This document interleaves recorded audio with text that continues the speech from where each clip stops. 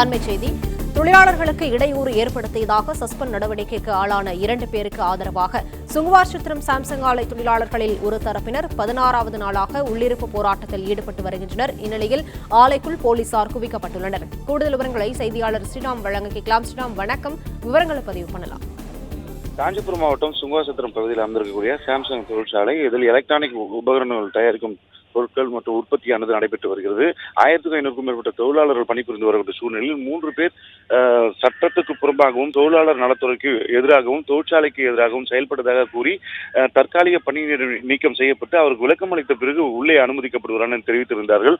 இந்த நிலையில் அவர்களுக்கு ஆதரவாக 16வது நாளாக இன்று போராட்டத்தில் ஈடுபட்டு வந்த நிலையில் அவர்களுக்கு தொழில் கூடங்கள் நடைபெறக்கூடிய மற்ற தொழிலாளர்கள் பணிபுரிய இடங்களுக்கு நேரடியாக சென்றிருக்கிறார்கள். அங்கில் தரையில் அமர்ந்து போராட்டம் நடத்தியதன் காரணமாக மாவட்ட காவல் கண்காணிப்பாளர் உத்தரவின் பேரில் 200க்கும் மேற்பட்ட போலீசார் அப்பகுதியில் குவிக்கப்பட்டனர்.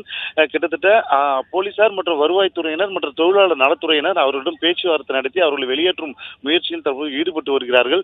ஏற்கனவே அந்த தொழிற்சாலைக்கு உட்பிரகாரத்தில் போராட்டத்தை நடத்தி வந்த தொழிலாளர்கள் திடீரென இன்று பேச்சுவார்த்தை 4வது கட்டம் சென்னையில் நடைபெறக்கூடிய சூழ்நிலையில் இவர்கள் உள்புகுந்திருக்கிறார்கள். ஏனென்றால் அந்த தொழிற்சாலையில் பணி என்பது தங்கு தடையில்லாமல், உற்பத்தி பாதிப்பு இல்லாமல் மற்ற தொழிலாளர்களை வைத்து சாம்சங் நிறுவனம் அதை செய்து வருகிறது. அதை தடுத்து நிறுத்தும் நோக்கில் இந்த தொழிலாளர்கள் ஈடுபட்டதாக தெரிவித்திருக்கிறார்கள்.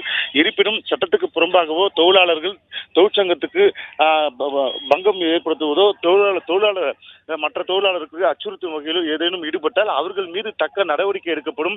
உரிய விசாரணைக்கு பிறகு அவர்கள் மீது கடுமையான நடவடிக்கை எடுக்கப்படும் எனவும் தெரிவித்திருக்கிறார்கள். தற்போது போராட்டம் நடத்தக்கூடிய நபர்கள் மீது 0 அந்த எண்ணிக்கையில் அந்த சகிப்புத்தன்மையுடன் நாங்கள் செயல்பட்டு வருகிறோம். ஆனால் தொழிலாளர்கள் இது போன்ற சட்டவிரோத போராட்டம் என்பது நடத்தி வருகிறார்கள்.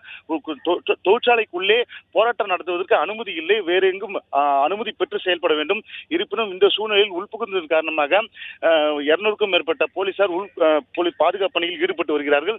தொடர்ந்து 4 மணி பேச்சுவார்த்தைக்கு பின்பாக உரிய முடிவு எட்டப்பட்ட பின்புதான் இந்த போராட்டம் முடிவுக்கு எதிர்பார்க்கப்படுகிறது. அந்த 3 பேர் பணி நீக்கம் செய்யப்பட்டு விசாரணையானது முடித்த பிறகுதான் அவர்களை உள்ளே அனுமதி பெற தொழிற்சங்கம் தெரிவித்திருக்கக்கூடிய நிலையில் பேச்சுவார்த்தைக்கு பிறகு போலீசார் வெளியேற்ற அவர்கள் இன்று நடைபெறும் என தெரிவித்திருக்கிறார்கள்.